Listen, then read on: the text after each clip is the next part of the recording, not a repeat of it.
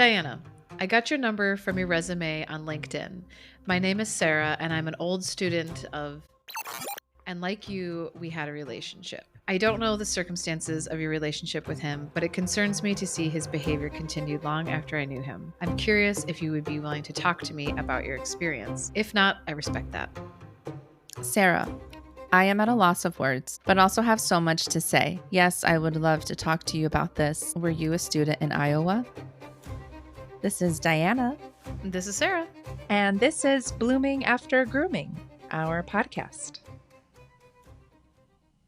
On a Friday in March of 2026, Sarah and I received an email from Dr. Donna Bulatowicz, who shared with us that she had been abused by a female elementary school teacher. When Donna offered to share her story with us, we absolutely jumped at that opportunity because Donna's is a story that we don't hear. Not only was she abused by an elementary school teacher, but she was abused by a female elementary school teacher. And Donna's experience shows how reckless and damaging it can be when someone whose job it is, such as a law enforcement officer or child psychologist, has no experience in handling sensitive cases of sexual abuse, especially sexual abuse that's the least often talked about. Joelle Castix, the host of the NC Sesame podcast, who you heard on this season of Blooming After Grooming in an earlier episode, did a phenomenal interview with Donna where Donna talks more in depth about her abuse. Today's episode is an extension of that conversation with Joelle, so we highly encourage you to check out the NC Sesame podcast episode. Despite being sexually abused by her teacher, Donna chose to follow her dream of becoming a teacher. And since then, she has created and given sexual abuse education and prevention trainings to teachers, aspiring teachers, school counselors. She also writes articles, blog posts, and social media posts that help readers learn more about trauma, healing, grooming, sexual abuse prevention, and related topics. We say this about all our episodes, but this is a really great conversation, and we think you're really going to get a lot out of it. Welcome to the show, Dr. Donna Bulatowicz. We're so happy that everything worked out and that you're here. Good to see you again, Donna. Good to see you both again. I'm really excited to be here. Well, we'll just get right into it. The three of us are going to be talking to you, Donna, about your experience being groomed and sexually abused by your elementary school teacher who is a female teacher. And we definitely have some questions that I want to get into. Listeners, if you have not listened to the NC Sesame Crossing the Line podcast, the interview that Joelle did, and if you recall, Joelle was a guest earlier this season on Blooming After Grooming. She hosts the NC Sesame Crossing the Line podcast, where Donna was recently interviewed, and you shared more in depth about your story and your experience. And we strongly recommend listeners check out that episode to hear more about that. And also just because it's a great podcast. Can you briefly summarize when your abuse started and by who? Okay. Thank you. I was sexually abused by my upper elementary teacher. I try not to narrow down the exact grade because I don't want people trying to figure out who she is. So that would be between upper elementary school is 4th to 6th grade. She was a brand new teacher. It was her first year teaching. She had been a stay-at-home mom prior to that. She told our whole class she was brand new, which is not something you really want to say to a group of upper elementary kids on your first day. But she took an interest in me immediately. When we were entering the classroom, she had us line up and she greeted us each with a handshake, but she let go of the other kids' hands really quickly and she held on to mine. Then when we were filling out this paper for her about us, our favorite things, siblings, etc., kind of getting to know you paper, she knelt down in front of my desk. She was talking to each of us individually, put her hand on mine and told me that I was the prettiest little girl she'd ever seen. And this is at the very beginning. Yeah, this is the first day of school within the first 20 minutes. And when I pulled my hand away, she put her hand on my cheek and rubbed it with her thumb and asked if I was shy because I wasn't saying anything. And she said she would come back. Well, that day she kept pushing past my body boundaries. If I would lean, like she put her hand on my back, so I leaned away from her, and then she moved it lower on my back, etc. So my parents asked that evening what I thought of my new teacher. I said she was pushy. To me, it was very clear she kept pushing past my body boundaries. They interpreted that as she was trying to push me to talk before I was ready. I'm autistic, and especially when I was a kid, I had situational mutism, where if I was overwhelmed, I couldn't, my words would just go away. I couldn't speak. And so they thought that's what I meant. But she was very persistent. She was very good at what she did. So I'm pretty sure I'm not her first victim. Plus, she told me that she had played the same games with her little sister that she played with me. Do you know if she, I know she was brand new, it sounds like, at your school, and this was, you grew up in Montana, correct? Yes, this was Billings, Montana, at an impoverished elementary school. And do you know if this was her first teaching job in general? Yes. Okay. Yes. Oh, interesting. Okay. She was brand new to teaching. She had been a stay-at-home mom for her 2 sons prior to that. Well, God, and then it makes you wonder, like, what was going on with her kids at home if she was so immediately engaging in that behavior with you. Like, you know, was she also engaging in that kind of abuse with her own children? I'm curious, do you think, or does your family think, that your autism played a role in you being, like, singled out by her? Like, would she have known at that point? I mean, I feel like most teachers, when you go in, they kind of tell you about students who might have, like, special needs or accommodations. I didn't have any, like, I had no accommodations. This was before autism was really known to be as expansive as it is. It was more thought it was nonverbal, etc. And girls were not usually diagnosed back then. So, good point. And you were in Montana. And I was in Montana, and it's different out in these rural areas. Yeah. Yes, exactly. Rural areas are very different. What was the size of this school? Like how many kids? I am not entirely sure, but in our class there were 14 students. Okay, so very small. There are 2 classrooms per grade, and most of the teachers in actually all the teachers in upper elementary were new to the school that year. So none of those teachers there in that section of the school would have known me, other than like the music teacher or the counselor, etc. And the counselor went to several other schools, so we only saw her like once a week or something, maybe twice a week.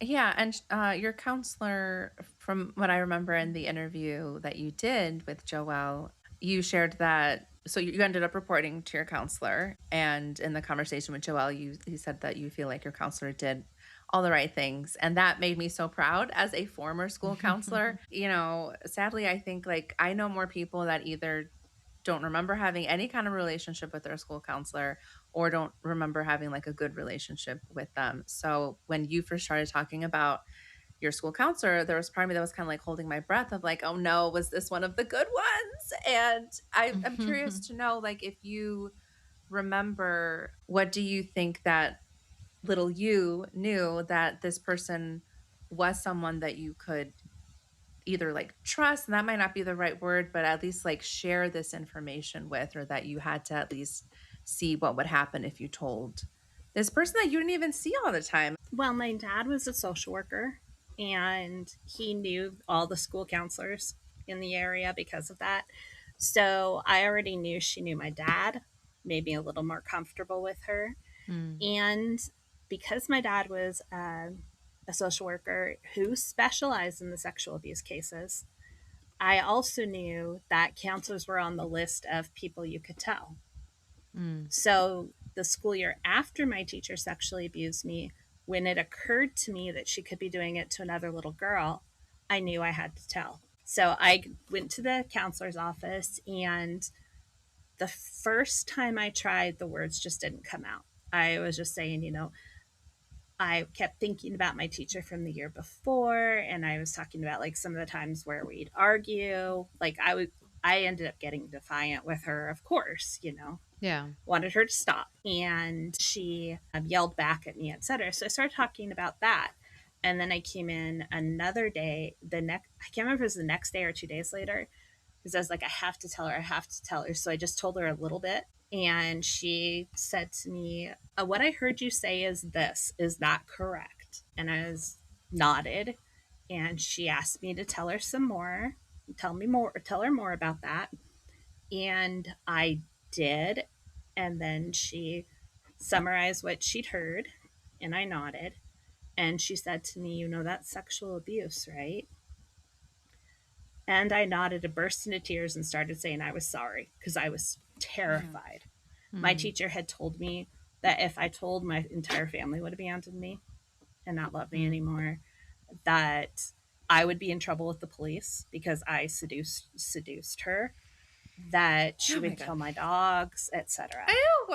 I think especially when the victim is so young, it's hard because it's so easy to manipulate little kids. When you're a little kid and somebody says something, then you feel like I'm responsible for keeping my pet safe, and I'm responsible for like my family loving me for the rest of my life. Kudos to you for having the ability to see outside of yourself at such a young age and realize that she could hurt somebody else. Like, I think that's, I think sometimes it's annoying to be told like, you're so brave, because it's like, wish I didn't have to be, right? Yes. But I think it is also, that's a deep level of empathy and understanding of patterns at a really young age that I think is like very commendable, and also like, I would say autism superpower moment, of like pattern recognition, where you're like, hey, wait a minute.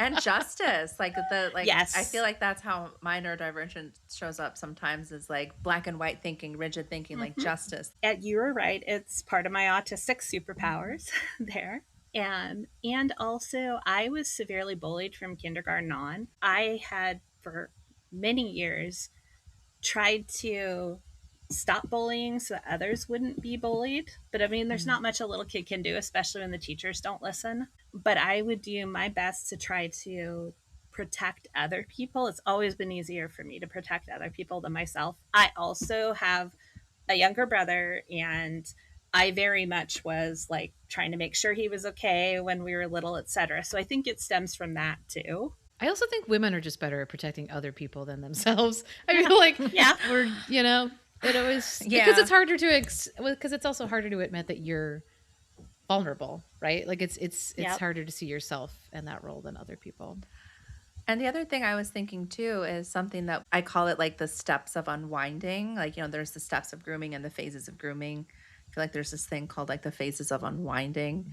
Part of like what made me want to file a lawsuit against my school district and my abusers and bystanders was when I found out that there were so many other, like, class after class after class, like student, both gender, of like, this man was such a just harmful part of my high school career and like really messed me. Like, that's what made me want to pursue justice in some way. And I think that's like common for a lot of survivors or people, victims of an abuse crime, of like, it wasn't just me. Oh, hell no. Like, I'm about to burn this shit down and take this person down. Well, and I also had been taught as a child that, the police will help you. The police protect you from the bad people, etc. And I trusted that until they didn't help me. Okay, so you reported to your school counselor. Can you tell us a little bit about what happened after that? I was crying really hard, and she asked if I wanted to have her make the call. She said she was going to have to call the police. She was going to have to call my dad, simply because she knew him over my mom. That's the only reason why. Plus, my dad was a social worker.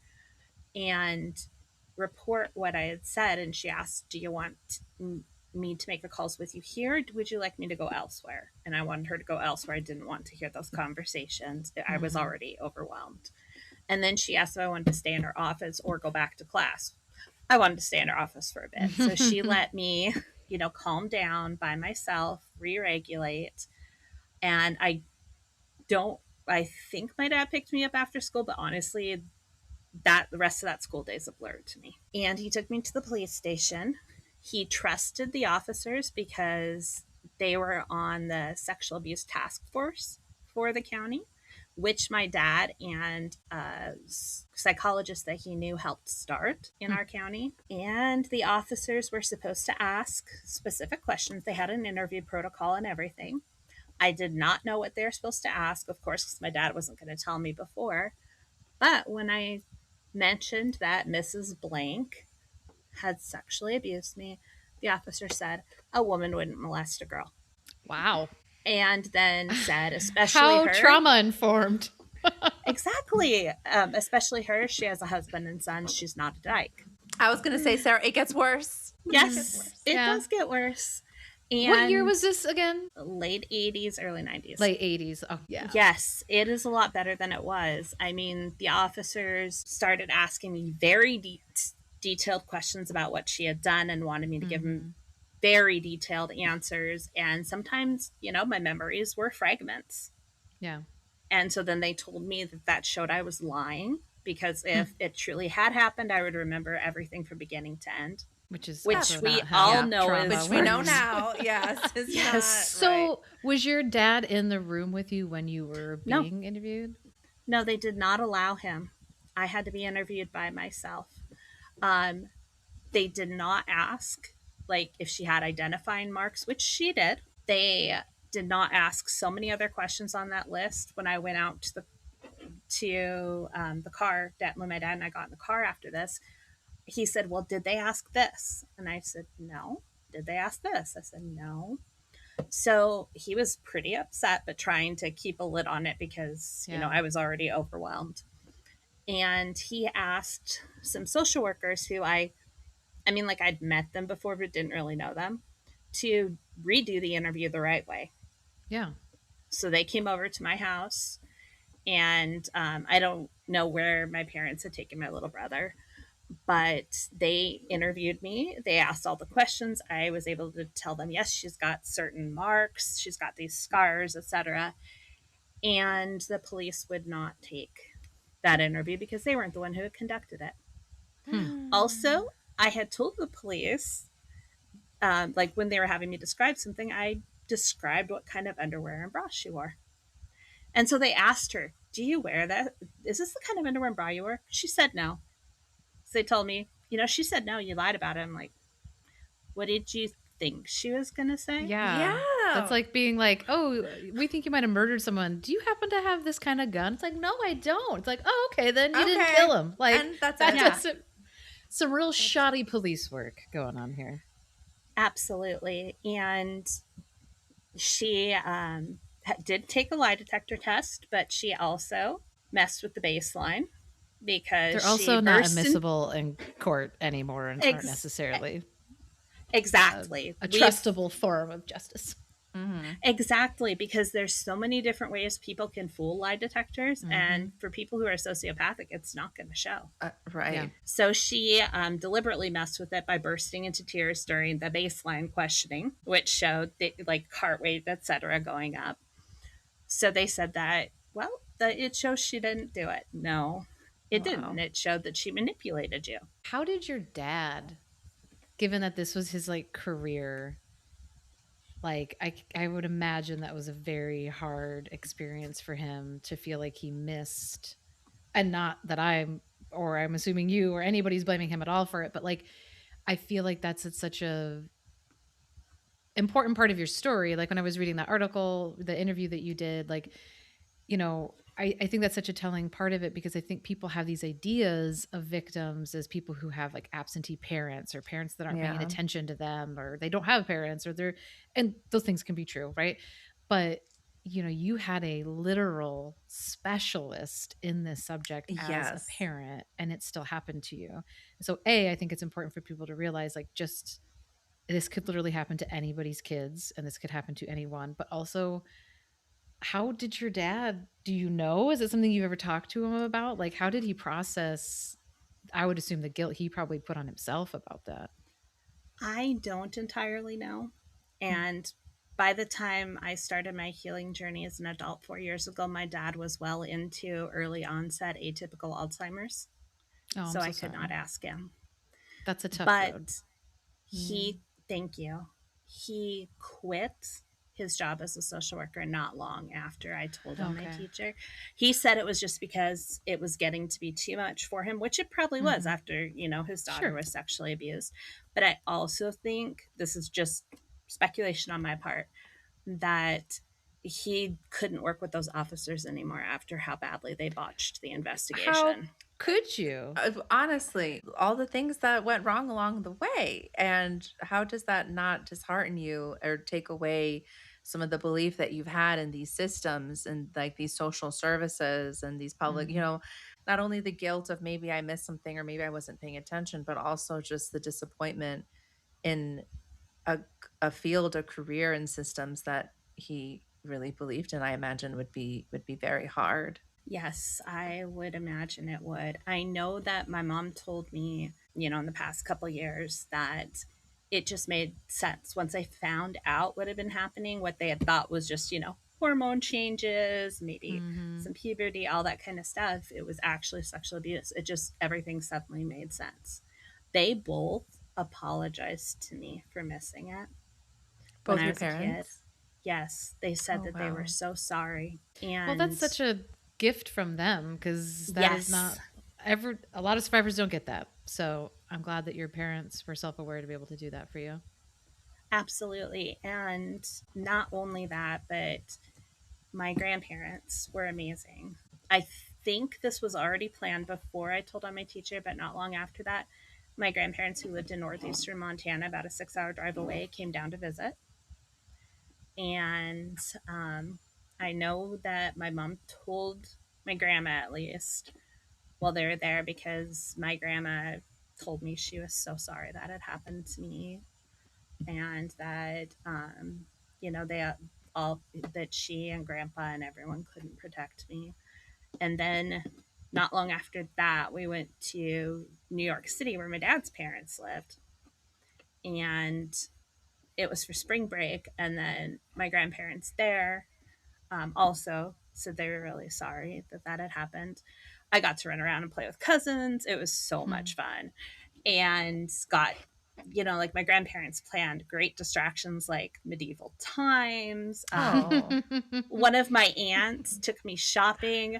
At this time, Montana would like get the fashions a couple years behind New York. Yeah. So I got clothes that, weren't even out in Billings. So I was super excited.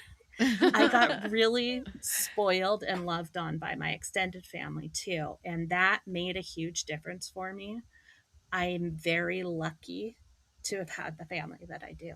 Yeah, and I mean, Oh, I think that's super commendable for all the adults in your family to acknowledge it because I think it's so common for people yes. to be like, "Oh, I don't want to bring this up and like bum this person out." And this is something that comes up in conversations a lot of, now that we're in middle age, like, we have people losing parents and, different family members, and sometimes that comes up in conversations in my life where people are like, "Well, I don't want to ask, I don't want to bring it up." And it's like they know their dad's dead.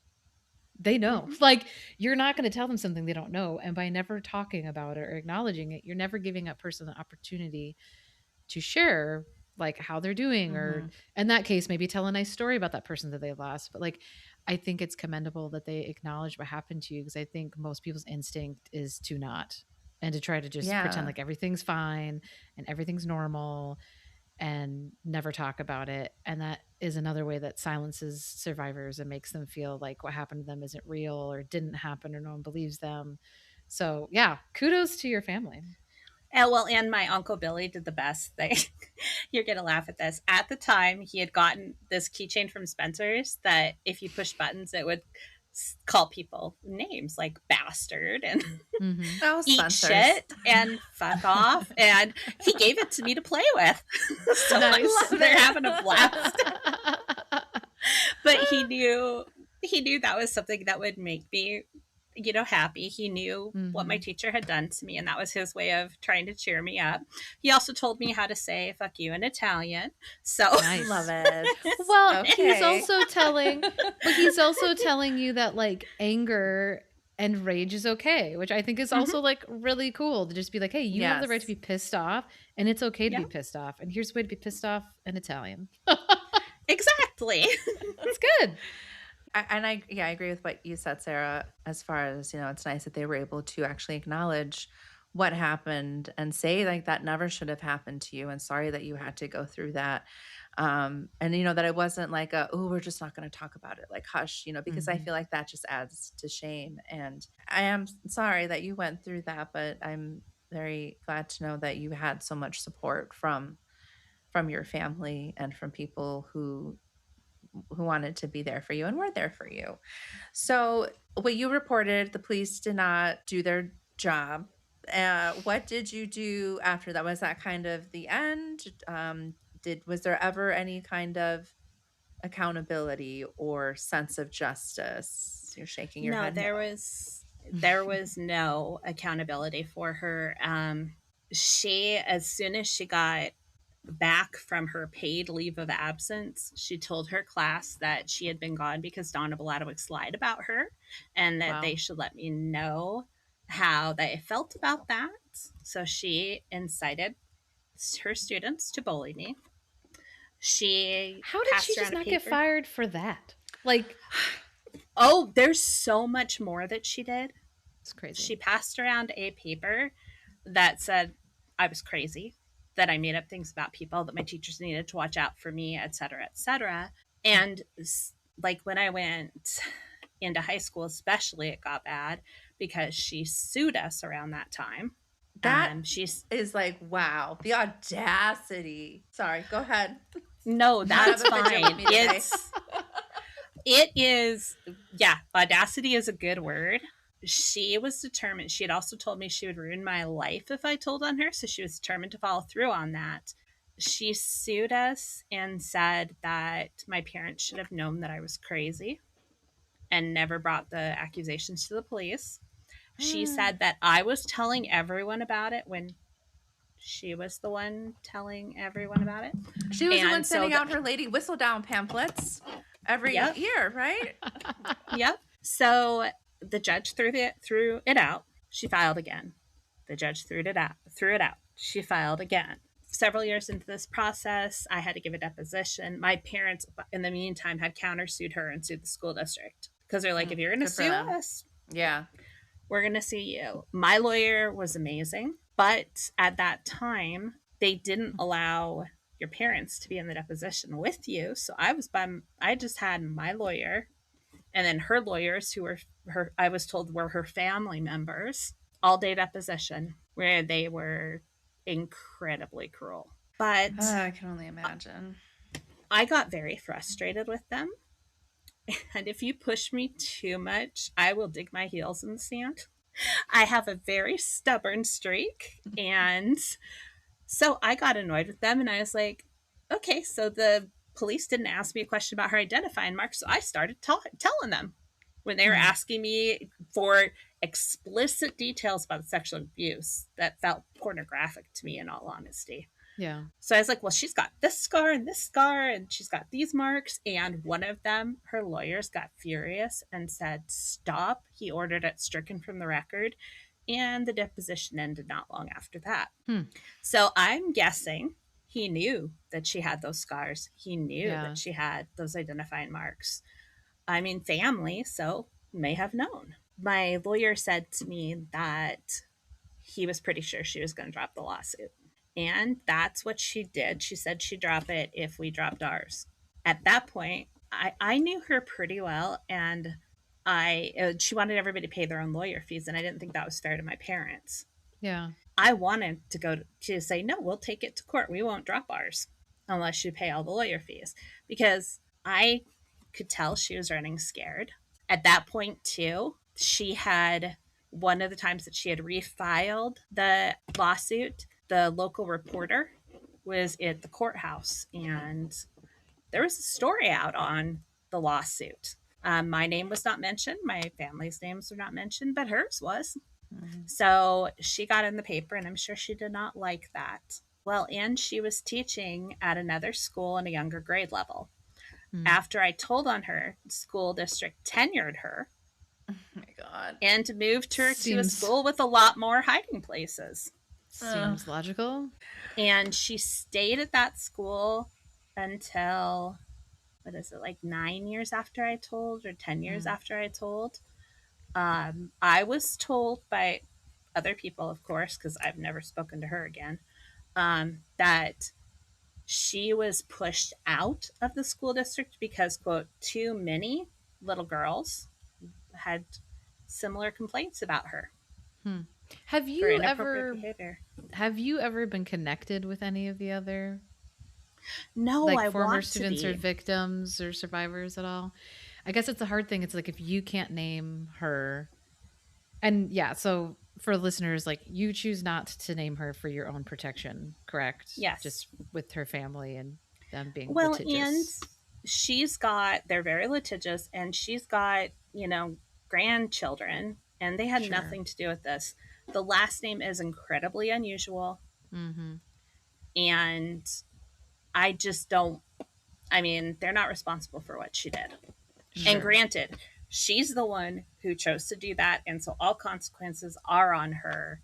Yeah. Yes. But as a survivor of bullying, too, I don't Mm-hmm. want, them to get bullied or anything. Sure. I guess that's the hard thing is like how would you ever get connected with those other survivors if like I'm just yeah, I was very very curious like if there were other students that had made complaints. Unfortunately, it's probably easy to assume that what happened to you happened to other students. There might be like a whole like little network of you guys that like could get connected, and maybe that could be healing or terrible, hard to say, but Well, I would really like to talk to them. Billings was not a big city. It still isn't. It's the largest city in the state of Montana, but it's like 120,000 people. I would just be curious if there would be a way for you to reach out or put a beacon out for those survivors to find you, because Diana and I talk about that all the time of like it's been such a gift for us to have each other through this, and it's healing, and there's a sense of community when you talk to any survivor, right? But I think when you have the same abuser, like there's just so much you don't have to explain because they Yes. know exactly all the things that you went through, and I think that could be really powerful for you to find those people. And since you've been so outspoken about it, like maybe some other people haven't, and like you know what I mean, I think it could be, I don't know, I hope that comes for you. I hope so too. One thing that I will say is the school she was moved to is on the what was then called the west end of Billings. I was on the school that I went to, Newman, is on what was called at the time South Side. Mm. So that's a hint for anyone who. Mm. So you'd be open to anyone listening to Oh reach out goodness, to you, yes, and okay, good to know. Okay. Good to know. absolutely. So she got pushed out, and she has grandkids, but your abuser herself is no longer alive. Correct. Yep, she's dead. She's dead. Okay. So, Ding dong. Yes, she has been dead for over a decade. what was it like Oh. getting that news for you, Donna?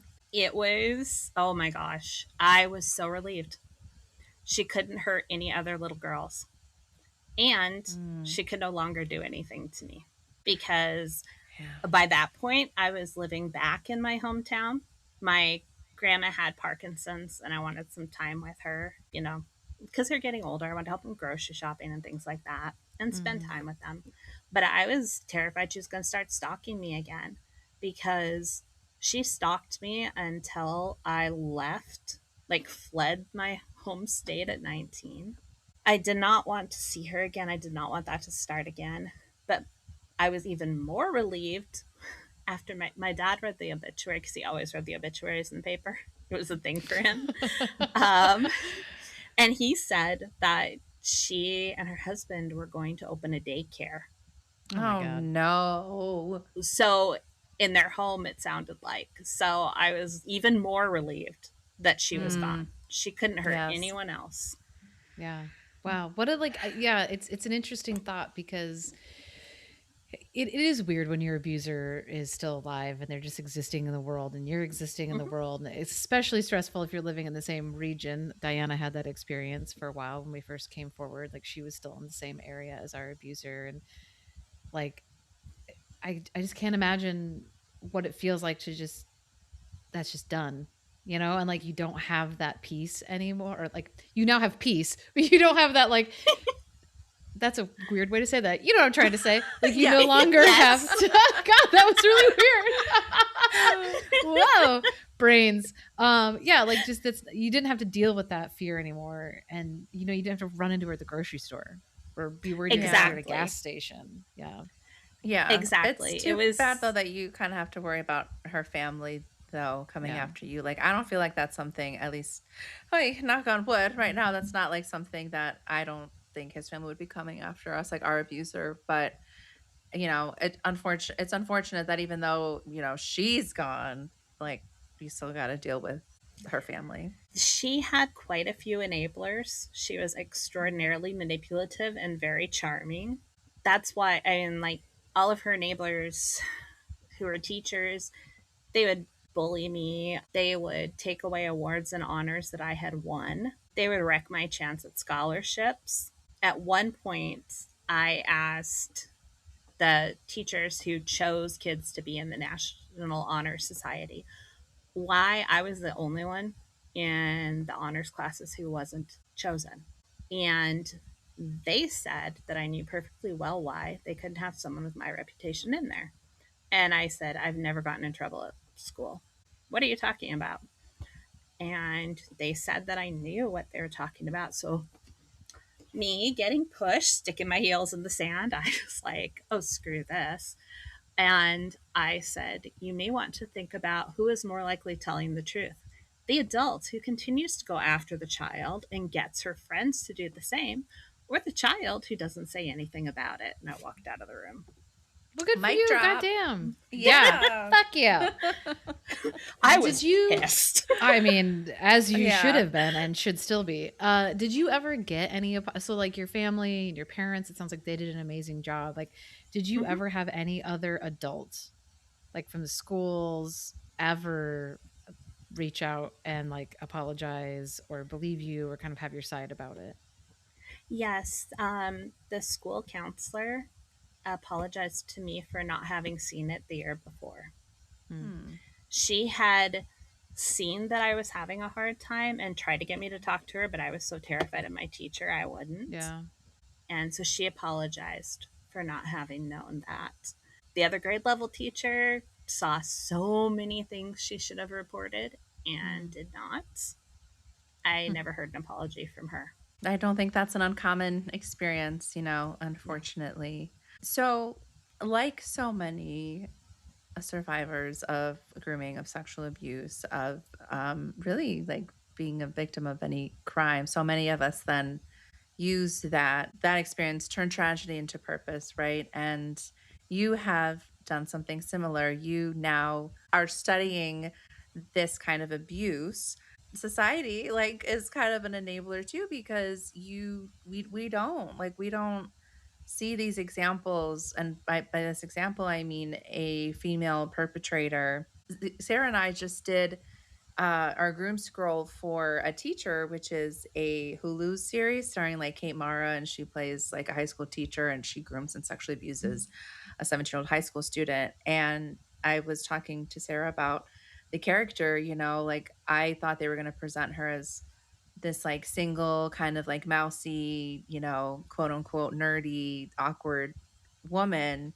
But all this to say that like your abuser, she was a mom, she was quote unquote like a pillar in the community, she was all these things that, and people thought like, oh well, this just like we cannot fathom, this is not possible. And you have kind of found in a disturbing reality, like it's kind of similar in like really important research studies and really important framework in like academia when it comes to researching sexual abuse and grooming. And can you talk a little bit more about all of that and like what you have found in your research, because you are Dr. Donna Bulatowicz. So can you share a little bit about how you got there and just some of what you've learned? I had wanted to be a teacher starting in kindergarten. I loved learning. I loved teaching my poor little brother. I made him play school so many times. I stopped wanting to be a teacher when she was molesting me. And for quite a few years after that, in high school, I was like toward the end of high school, I was starting to think, well, maybe I want to do teaching. Maybe I want to do counseling. I wasn't sure. And so I went into my first year in college and undeclared major. But I realized my first year in college, I did not want her to take anything else from me. And so I wanted to be the teacher I needed. I wanted to be the teacher who would watch out for the kids. I wanted to be the teacher who would protect kids, someone who was not naive about the fact that teachers do this. Mm-hmm. Yeah. So I became an elementary teacher. And when I taught in California, I loved that school. It only had one classroom per grade. Class sizes were huge. But that school also had every teacher was trained on sexual abuse education and prevention. Every adult who volunteered in the school had to go through the training along with a background check. And, there were tons of adults around all the time because our class sizes were large. We had families who would volunteer to come in and help with like science experiments, etc., small groups for math or reading, that kind of thing. There were so many adults around that I don't see how anyone could have hurt a child at that school just because of the way the school is structured. Southern California, our classrooms open directly outside. The kids' bathroom opened directly to the outdoors. So there really wasn't any place someone could hide with a kid. Plus the fact that all these adults were aware of how to prevent sexual abuse and, signs of grooming, all of that. They were trained in a meaningful way. Exactly. And so I absolutely loved that school. I didn't have the same experiences at the other elementary schools where I taught, but that one set the bar really high for me. Then I was getting my master's in reading, and one of my professors, like my first semester, second or third class, she's like, "You should get a PhD." I was like, "Oh no, not gonna do it." But then, over time, she and then my advisor was like, "You really should. You'd be good at this." They gave me an experience to be a teaching assistant. And I found out I love teaching college students. So I went for my PhD. Then I started teaching an educator preparation program. Because of this, I have views of a lot of things that there's a lot of gaps in what is being taught in educator preparation programs. Educator preparation programs are limited to certain numbers of credits because we can't overload the students. They should be able to get through it in 4 years if they take certain number of credits a semester. So that means there's a lot of things that are left out because they also have to do, the general studies and everything too. So what I have found is that many colleges of education do not talk much about preventing sexual abuse or other abuse in schools. They do teach the students. I don't know that this is every college of education, but I would assume because this is the law in all 50 states that they are mandatory reporters. And what that means, they don't go into depth in any of that. The students are, in general, at least the colleges of education I'm aware of, very underprepared for even knowing what constitutes sexual abuse. I 100% or what grooming agree. is. So my first master's is a master's in education. It was part of the College of Education. We had an ethics class, and there was like mandatory reporter, but there like wasn't, I don't remember. Like, I don't remember really anything about grooming. But like, it wasn't a conversation. It wasn't it's very possible for boundaries to maybe get blurred. Like, but it's your job to then like set those boundaries. And like, I'm grateful for my program. I learned a lot. It obviously got me where I needed to then be a school counselor. But most of what I actually learned to my job, I learned on the job. And I guess I never understood. It makes sense. It's always that like, what do you call it, Sarah? The dragon tail of like, yes, we shouldn't overwhelm students. Yes, we need like more licensed educators out there in the schools and everything. But like, at what cost? Like, are they really prepared? Are we really preparing them? I would say no, not really.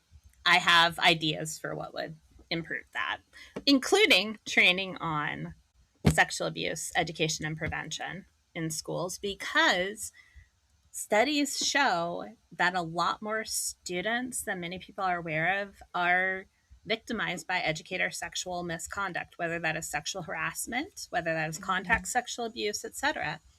For instance, the seminal study that most people refer back to was done by Cheryl Shakeshaft in early 2000s. That said about 11% of students on the survey had said they were sexually abused by educators. Can you imagine if there's something else in the school where it impacts 11% of students and they weren't doing something about it? And I think most recently it's estimated that like building offer study that it's closer to like 17%.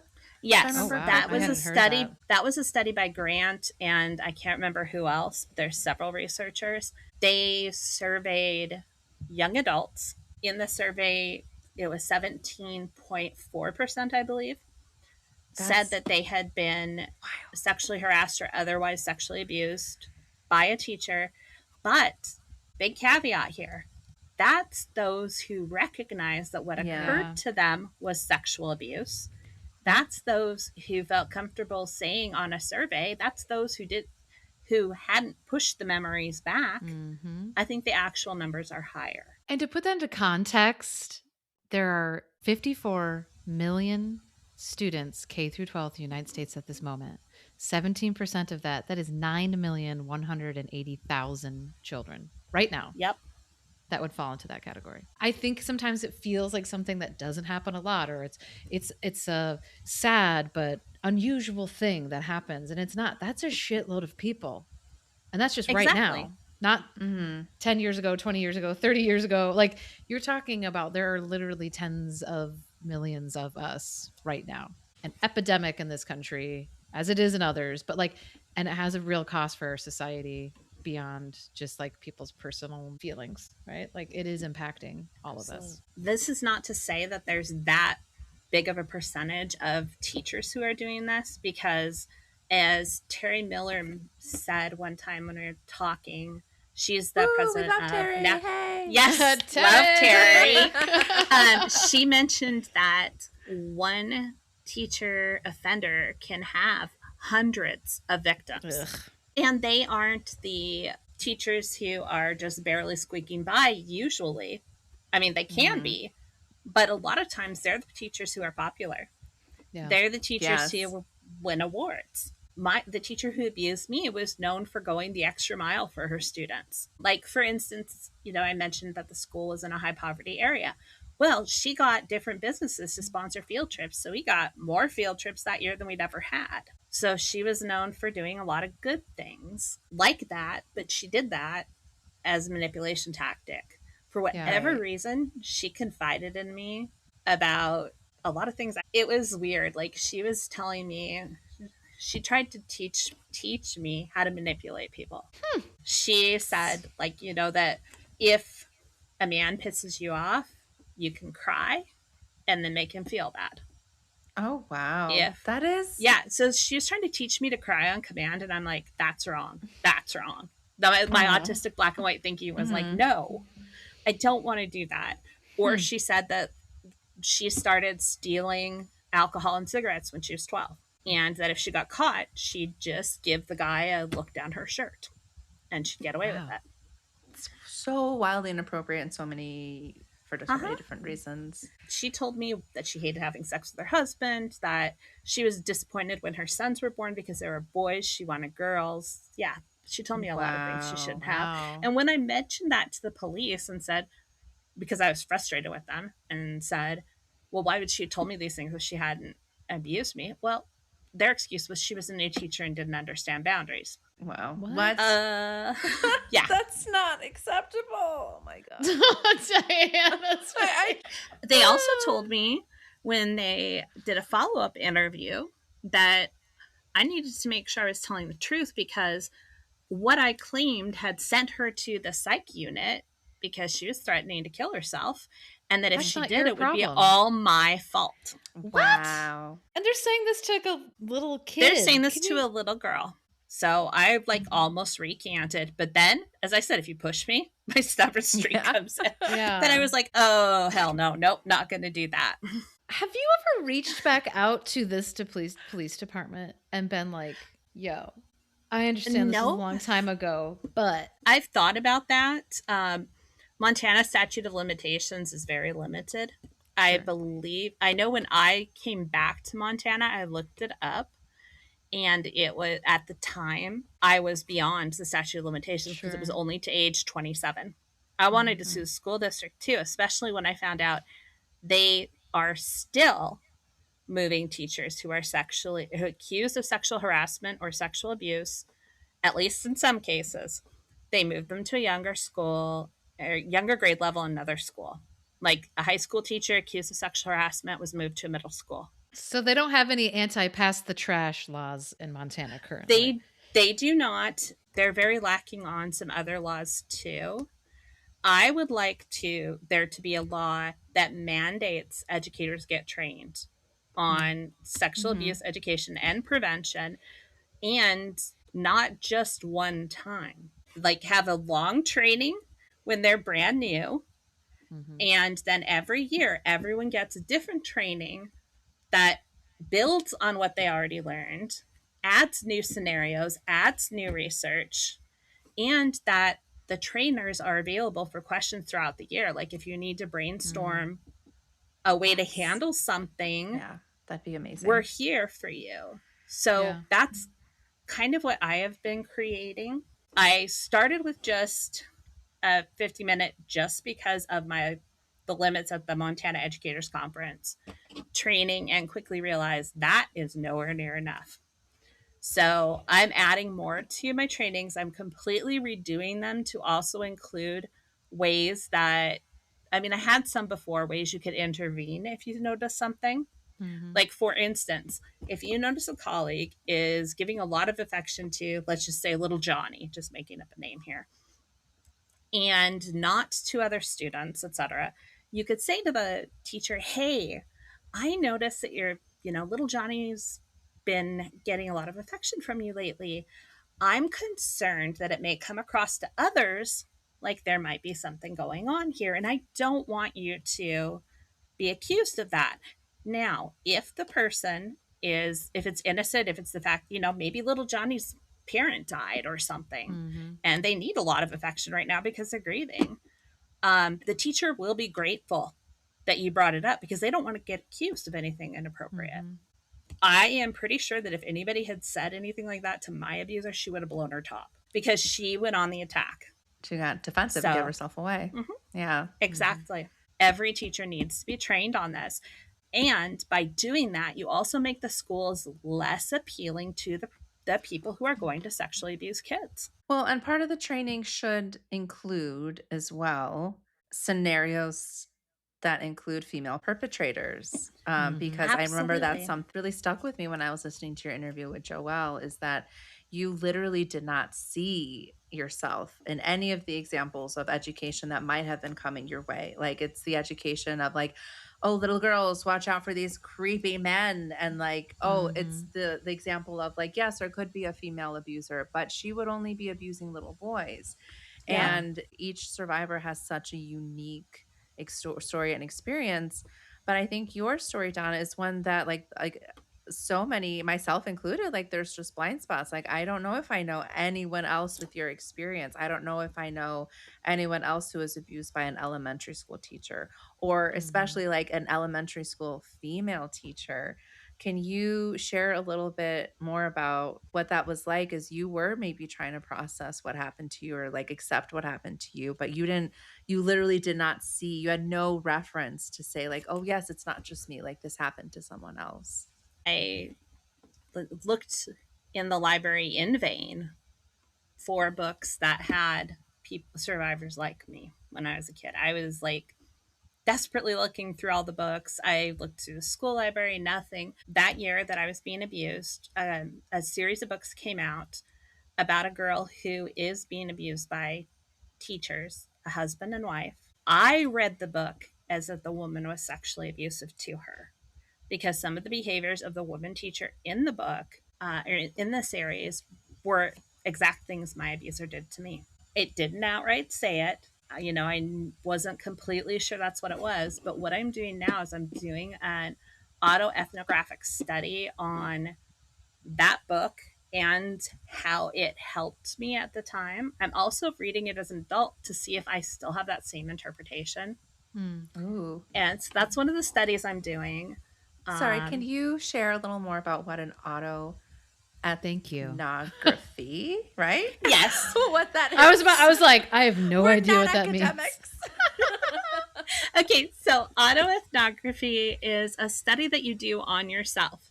So instead of having like a research participant you interview and you do everything on, you create those same questions, you answer them for yourself, and then you analyze the data analyze it like it's not you, which actually, autistic superpower here, I can do that really easily. I can put things out of myself to try to poke holes in it. In fact, it's very fun for me. Then write up the results, etc. Of course, your own positionality, your identities, and the fact that it's a study you're doing is going to show up in the research. But it is a way to help fill in gaps in the research for things like this. There is not an autoethnography like this out there that I have been able to find. So I'm doing my own. I'm doing a couple meta-analyses of different studies, and those are where you take a whole bunch of studies that are out there about a topic and you examine them looking for, specific commonalities, etc., to identify where there's gaps. For instance, I am looking at studies on how gender of an offender and gender of their victim impacts people's perceptions of sexual abuse. There's lots of studies out there on that. What I've found is almost all of those studies do not acknowledge, even in limitations, that female teachers can abuse female students. Yeah. Some of them say, we did this just with opposite sex dyads, but some male teachers do abuse male students. Nothing about female. Wow. That really surprised me. Like, I just Yeah. wouldn't expect it out of like thorough research. Like, it's, you put so much like work into doing like all the parts of, the research. Like, why would that be? That literally is a blind spot. Absolutely. There are a few studies that do mention that, but the majority of the studies that I have read, and I still have some more to read, that even studies that came out within the last 5 or so years don't acknowledge that. Because what's the statistic? Was it 20% are female perpetrators? We don't know that for sure, but on the ones that are reported that the teachers are charged or they're convicted, and that there are news stories about. This is a very small percentage of abuse. It's 25% of women, and that is based on data and methodology done by Billy Joe Grant for NC Sesame. That's a shitload, though. 25%. Yep. We're not talking like 2% here. Even like the researchers are making it so like this idea of a female perpetrator abusing a female victim is not even like fathomable. It's not even going to be an option in the limitations. I'm going to ask a very crass question, and we can edit this out if it's too crass. Do you think that people have a perception that female on female abuse is not as bad because a penis is not involved? I've been flat out told that. That's insane. I've been told I was very lucky to get abused by a woman. What? I've been told that it's not like she could do much damage because she didn't rape me. I might cry. I have been told, all kinds of things with that. That is so yes, that is definitely part of it. And I have to say though that on this 4-year journey that I've been walking to heal, when I started my healing journey as an adult, I don't hear that much. Yeah. So it has gotten better. Plus, I'm super excited that there is a study coming out about female on female abuse. It was done by Elizabeth Jeglick and Georgia Winters, and I can't remember the other researchers on it. Elizabeth sent me a non-peer-reviewed advanced copy. So I don't know when it will be published, when it'll be fully peer-reviewed, but it actually focuses on that. She and I had a conversation and talked about the lack of research there is for female abuse. And that's when she offered to share that with me. And I am so excited for it to be published. There's very few things out there like that.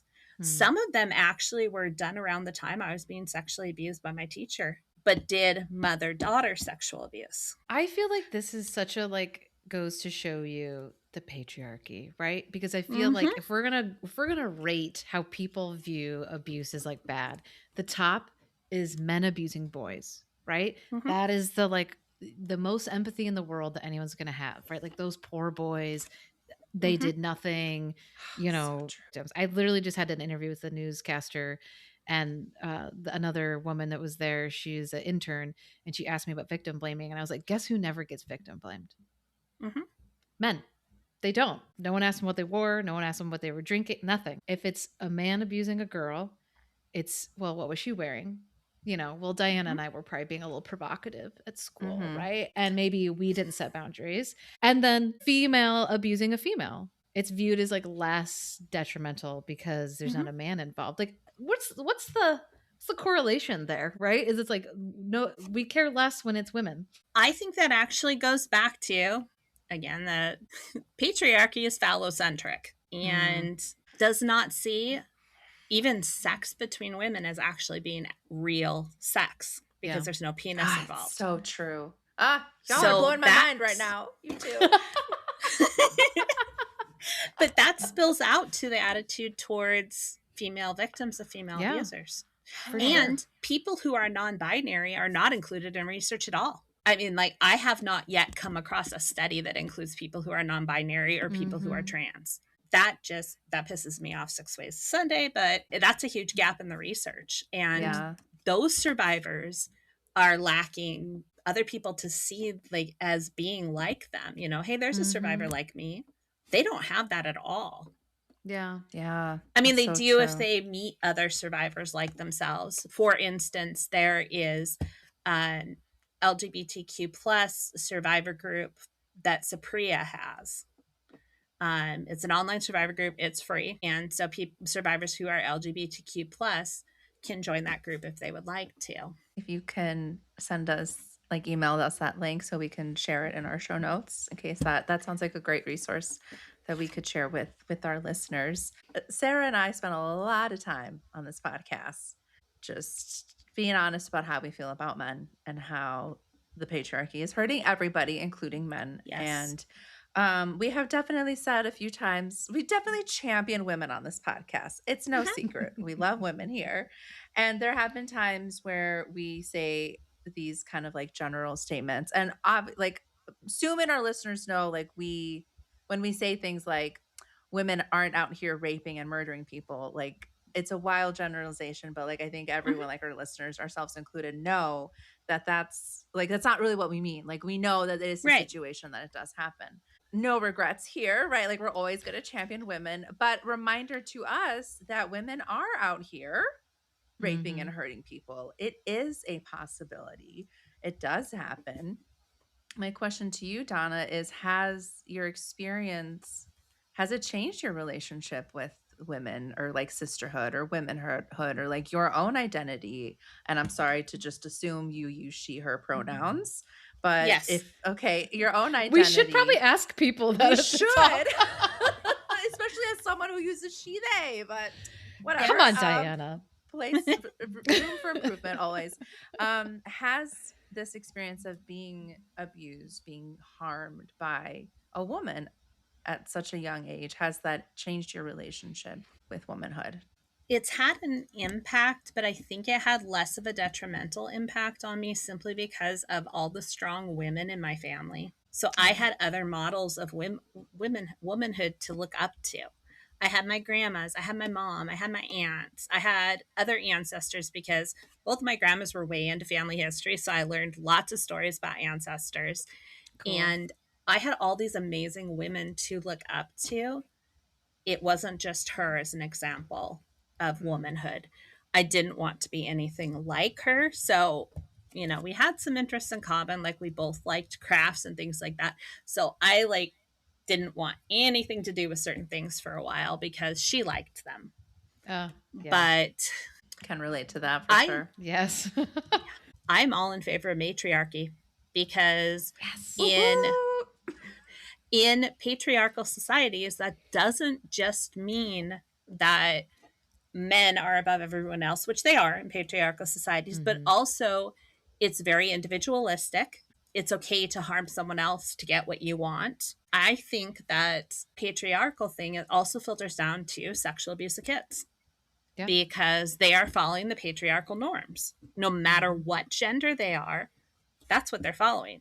Whereas matriarchy is communal, it's collective, it's about taking care of each other, loving the earth, etc. Oh, thank you for adding that detail So- in there. Yes, Gaia. Absolutely. And nature is something, well, I'm a Montana girl, so nature is something that I love and can't get enough of. I was very lucky with that. Also, at that time, my parents got me into therapy. The child psychologist sucked. She did some things that were great and some things that were terrible. For instance, I couldn't describe a particular thing that my teacher had done to me. Like, I didn't have the words for it. Sure. And it was super embarrassing. So I asked if I could use the dolls, and she told me that no, I should use my big girl words. Wow. So I was like, People, well, she also told me kid express how that they can. she also told me that I needed to prepare myself that I probably wouldn't get married because I was no longer a virgin and it would be hard to find someone who would love me. What? Mhm. Dude, That has something to you do were with being failed a by psychologist. like Yes. every professional that Yes. you crossed paths with. Except for the social workers. Except for the social workers. Yeah. And the school counselor. Mm-hmm. By Have so you talked too to many. this? Yeah. Too Yeah. many. Have you talked to the school counselor as an adult, like since you were a kid? No, I don't know if she's still around anymore. Okay. I think I don't know. I was a kid. Every adult Sure. looked really old to me. She was probably like That's so 31. true. Yeah. Probably. You're like this Oh old my maid. God. So we are kind of winding down our time.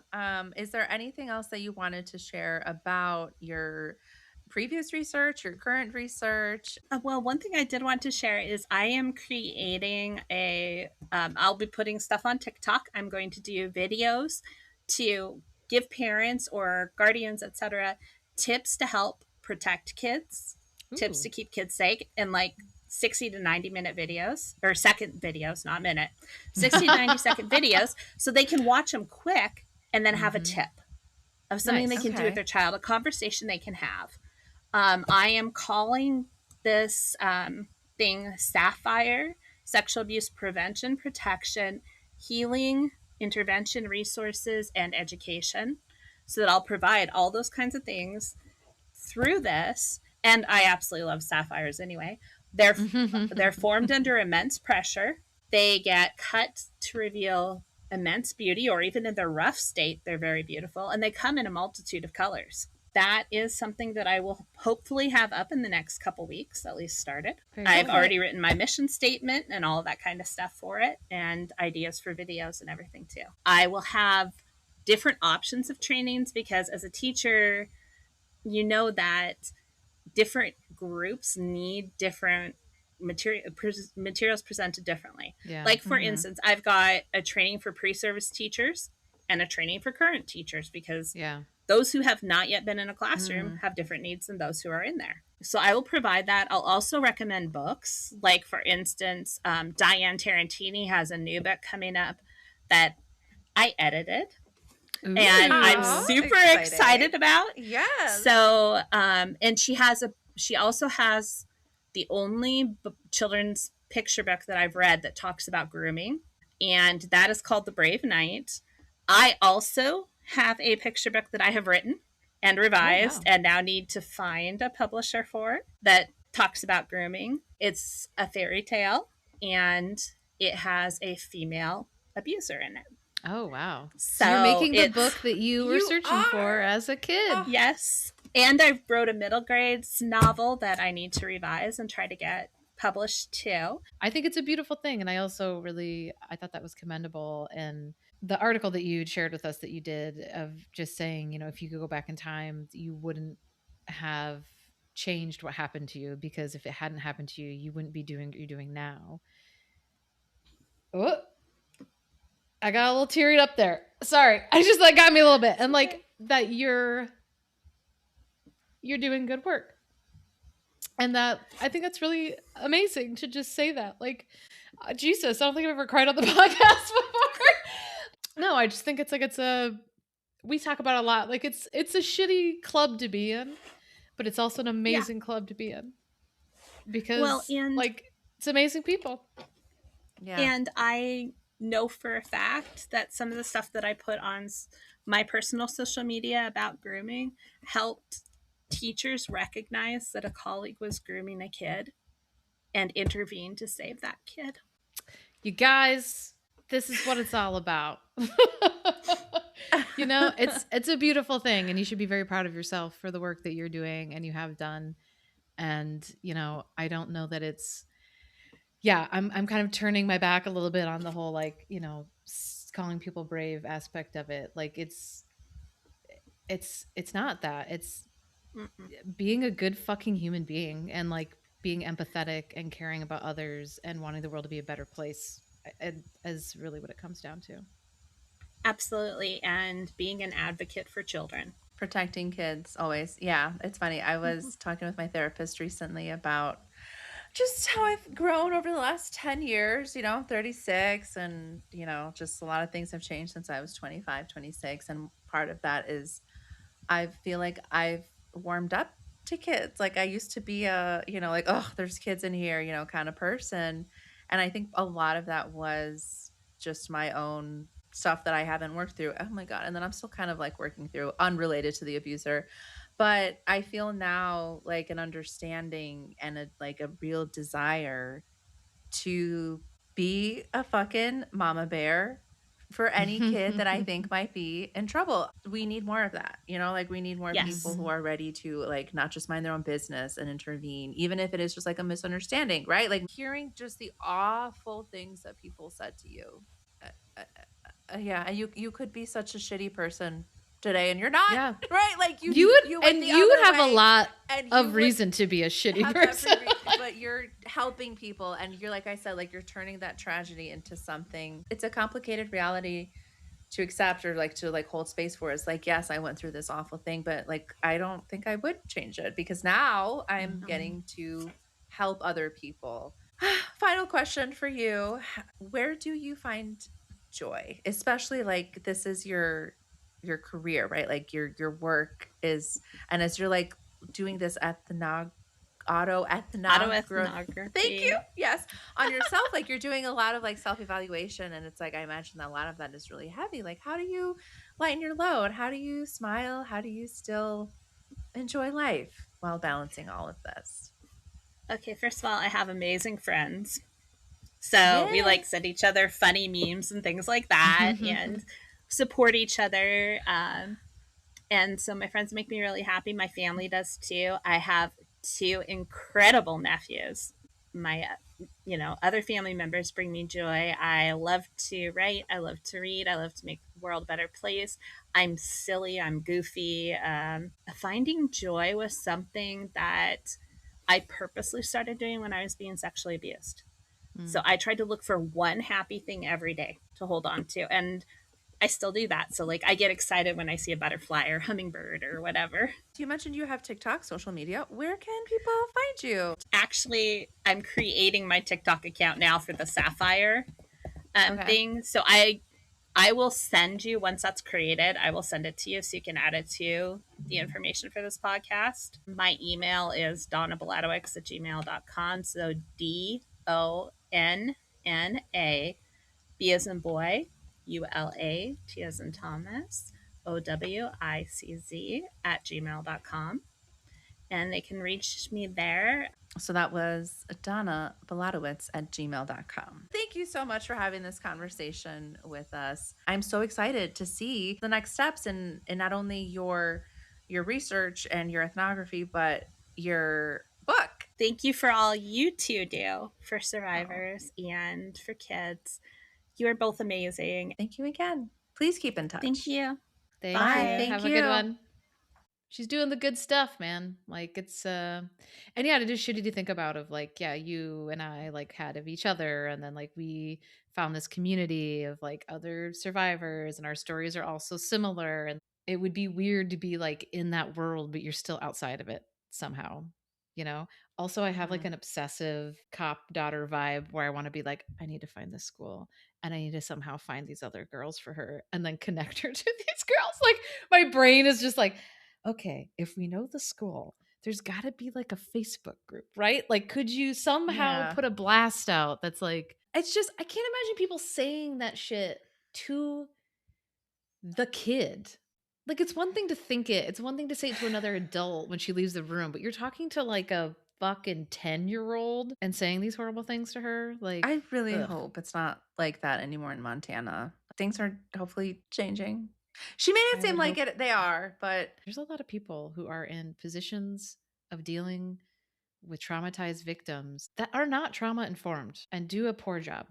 Not as poor as that. We didn't experience as poor as that. I failed. should we do a what are we looking forward to kind of pick up our spirits? Well, I will say I was asking you about your show and you were mad about how it was. Can I tell Oh you yes, tell me about Lestat. Can I tell you an extreme spoiler about Lestat?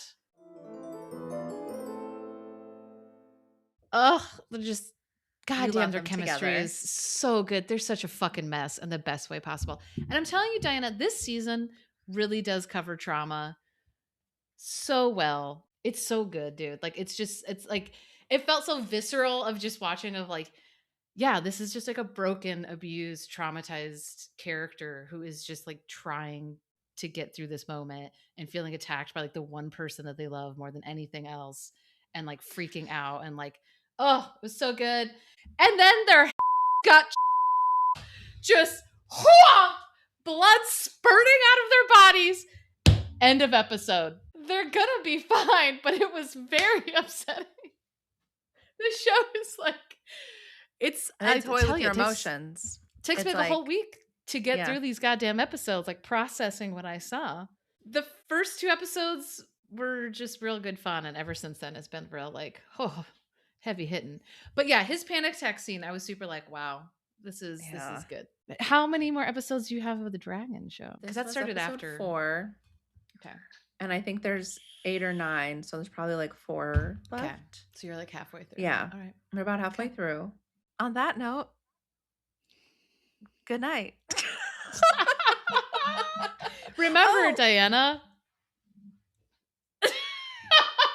Are you gonna start it? Or We're should I just start pointing at each other to grow through. what you go through? Goodbye, listeners. Girlfriend. Goodbye. See you soon. Sometimes I feel like having jowls like influences how I speak. Oh no, like Mitch McConnell. You are 1,000 times cuter than Mitch McConnell.